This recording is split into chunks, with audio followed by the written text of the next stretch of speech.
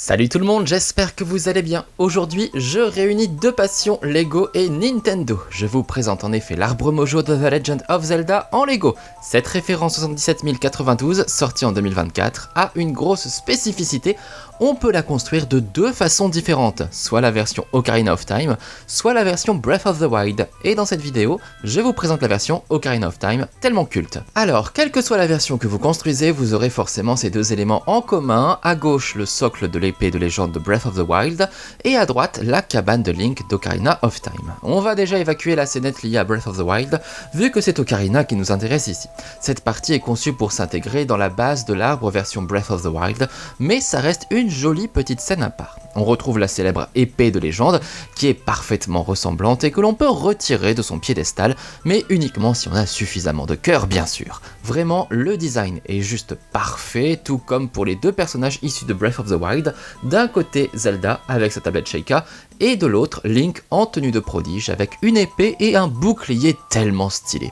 J'adore leur tête ultra concentrée. Avec les oreilles d'elfe au passage, évidemment. Mais on retrouve également Noya, mon adorable petite noisette, qui est franchement super bien fait. Le petit détail qui tue, c'est le fait qu'il y a un stud dans les maracas pour faire du bruit. C'est une idée toute bête, mais tellement bonne. La boîte est remplie de clins d'œil réussis d'ailleurs, comme ici avec une fleur bien utile pour ceux qui ont fait le jeu, la princesse de la sérénité, ou encore le champi vigueur, ainsi que le champi ilien et le radimax. Il ne reste plus qu'à faire la cuisine. Bref, c'est bien pensé. Bon, passons quand même à ce qui nous intéresse, le côté Ocarina of Time. Vous reconnaissez bien évidemment la cabane de Link dans la forêt Kokiri, là où cette incroyable aventure commence. Une jolie cabane creusée dans un grand arbre. Et franchement, on s'y croirait. Ça reste simple, mais il y a tous les détails qu'il faut. On a par exemple ce panneau écrit en ilien, et donc toujours aussi illisible. Si vous arrivez à craquer le code et que vous comprenez ce que ça raconte, dites-le moi bien sûr en commentaire. Même la fée Navy est là. Ah, Navy, on l'a tous un peu détestée, mais difficile d'imaginer un set Ocarina of Time sans elle. Dans le jeu, elle change de couleur en fonction du contexte pour aider le joueur. Et ici, c'est pareil. On a la version normale en bleu, comme on la voit la plupart du temps, mais on peut également la mettre en jaune, comme lorsqu'elle repère un ennemi, ou bien en vert quand elle attire l'attention sur une interaction possible. Là encore, idée simple, mais brillant. Allez, on grappe maintenant à l'échelle et on va pouvoir entrer dans la cabane de Link et découvrir le tout petit intérieur. Oui, c'est vraiment rudimentaire, mais on retrouve quand même le lit de Link, là où l'aventure commence finalement. En dessous, on a une caisse tout simplement bourrée de références. À l'intérieur, il y a des tas d'objets iconiques du jeu, comme par exemple le grappin, récupéré dans le cimetière de Cocorico. Ensuite, une fiole de magie verte, pour restaurer la magie bien sûr. On a même une boussole qui était tombée. Je continue avec une potion rouge, ça c'est pour soigner les cœurs. Et je termine avec l'inévitable bombe, l'ami de tous ceux qui aiment les passages secrets.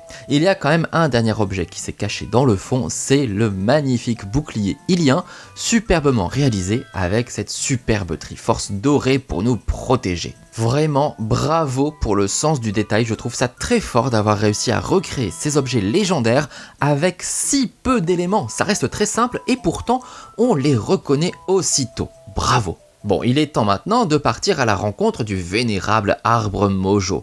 Pour info, que vous construisiez l'une ou l'autre version, il vous restera quelques sachets de pièces dans les pattes. Malheureusement, il faut dire que certains éléments comme le feuillage vert d'un côté et rose de l'autre sont difficilement réutilisables. À vous de voir ce que vous voudrez en faire. Bref, je reviens à mon arbre et figurez-vous que c'est justement dans Ocarina of Time que ce grand esprit de la forêt est apparu pour la première fois. Et le moins que l'on puisse dire, c'est qu'on le reconnaît vraiment bien.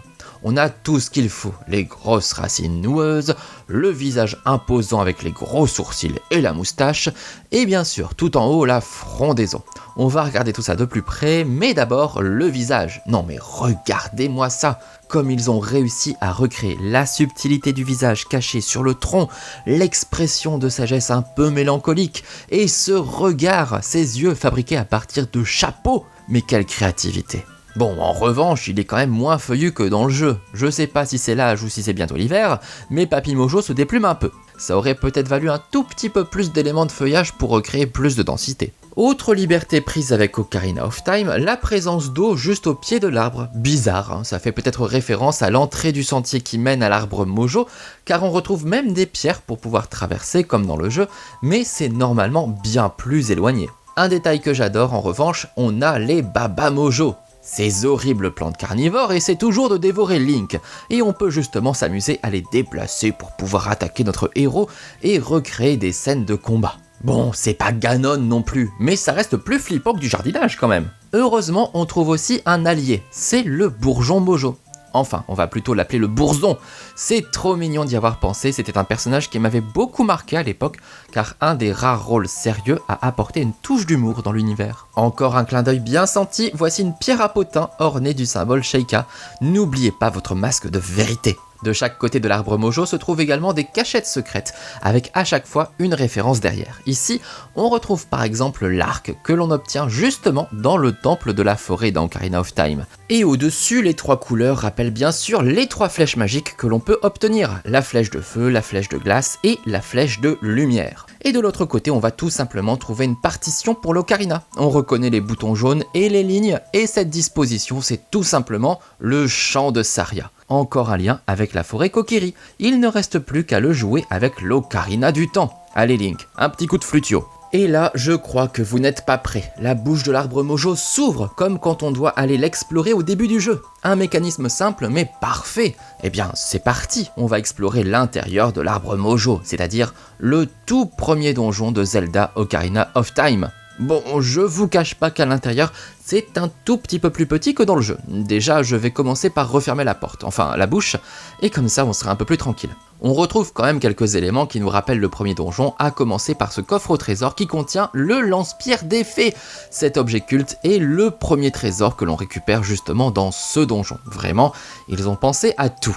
Même les torches nous rappellent l'intérieur de l'arbre Mojo avec ses énigmes où on doit les allumer. Ou les utiliser pour cramer des toiles d'araignée. Tiens, on a justement une énorme toile d'araignée dans l'arbre. Avec un mécanisme juste au-dessus, on va essayer de l'activer ce mécanisme. Et hop, une sculptula qui déboule. Là encore, une idée parfaitement exécutée. J'adore comment elle tombe d'un coup, d'un seul, de manière un peu flippante en plus, exactement comme dans le jeu. Et surtout, ce design, franchement, rien à dire, encore une fois, c'est super bien fait. À la rigueur, le seul pépin qu'on a avec cette araignée, c'est quand on veut la remonter. Elle se coince de temps en temps, mais bon, c'est anecdotique et l'idée reste intéressante et permet même d'être inventif. Au secours, Link! J'ai une araignée dans le cul! Va soigner mes hémorroïdes! Besoin d'un peu de réconfort? Pas de problème, Anus qui pique est là pour vous. Contre l'effet chou-fleur et contre les araignées dans le derrière, essayez Anus qui pique.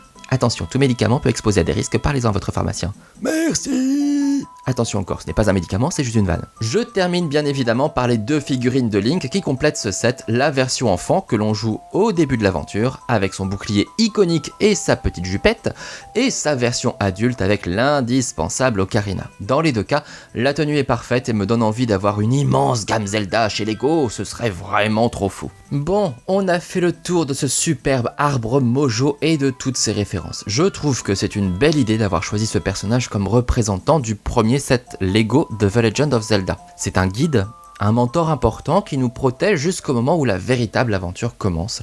C'est un peu le parent que Link doit quitter pour vivre son voyage initiatique. C'est donc un symbole fort qui a marqué un grand nombre de joueurs. Les références sont vraiment géniales et on sent que ce set a été conçu par des joueurs amoureux d'Ocarina of Time. Seul point qui aurait mérité un tout petit peu plus d'attention selon moi, la frondaison qui aurait gagné à être un peu plus fournie. Pour le reste, c'est superbe. Voilà pour ce que j'avais à raconter sur ce set Lego. Bien sûr, je vous présenterai la version Breath of the Wild dans un nouvel épisode de Lego Spé ou de Nintendo Spé. Dans les 2 cas, je vous invite à suivre la playlist et la chaîne pour découvrir d'autres sets Lego ou d'autres produits inspirés de l'univers de Nintendo. Je compte sur vous pour me soutenir en likant, en commentant, en partageant la vidéo et en utilisant vos points de boost pour lui donner de la force. Je prends aussi la sagesse et le courage si vous en avez à partager. N'hésitez surtout pas à me donner votre avis sur ce set Lego et sur ce format dans les commentaires. Merci pour vos encouragements et à bientôt. Ciao.